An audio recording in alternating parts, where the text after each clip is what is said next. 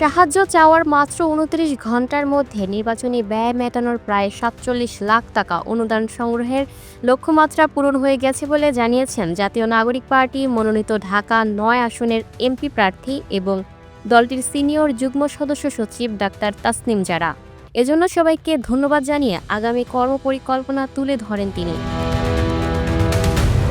মঙ্গলবার দিবাগত রাত ৩টার দিকে নিজের ভেরিফাইড ফেসবুক আইডিতে এক পোস্টে এসব তথ্য জানান জারা।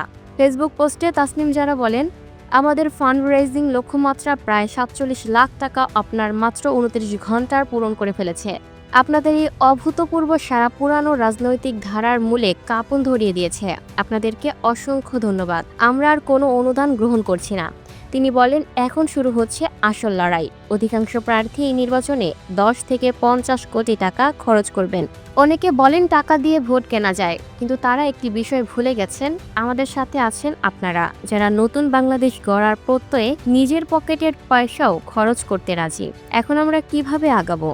হিসাব খুব পরিষ্কার। ঢাকা-৯ আসনে প্রায় ৫ লাখ ভোটার। একজন প্রার্থী হিসেবে আমি যদি দিনে ১২ ঘন্টা হেঁটে হেঁটে প্রতিটি পরিবারের সাথে ৫ মিনিট করেও কথা বলি, তবে দিনে সর্বোচ্চ ১০০ থেকে ১১০টি পরিবারের কাছে পৌঁছাতে পারবো। পুরো নির্বাচনী প্রচারণার সময় আমি বড় জোর ৪,০০০ পরিবারের কাছে যেতে পারবো। কয়েক লাখ পরিবারের কাছে আমাদের মেসেজ পৌঁছাবে না।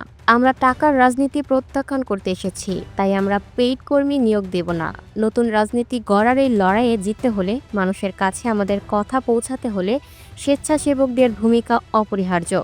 আপনাদের অনেকেই হয়তো ঢাকা-৯ ভোটার নন, কিন্তু আপনাদের আত্মীয়, বন্ধু, সহকর্মী বা পরিচিত কেউ না কেউ এই এলাকায় থাকেন। একজন পরিচিত মানুষের একটি কথা অনেক সময় পোস্টার, ব্যানার বা টাকা খরচ করা প্রচারণার চেয়ে অনেক বেশি কার্যকর হয়।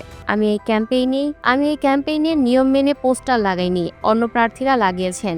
এই অসমতা কাটাতেও আপনারা একটা ফোন কল সাহায্য করতে পারেন। Lucky Akter, up to date news, Dhaka.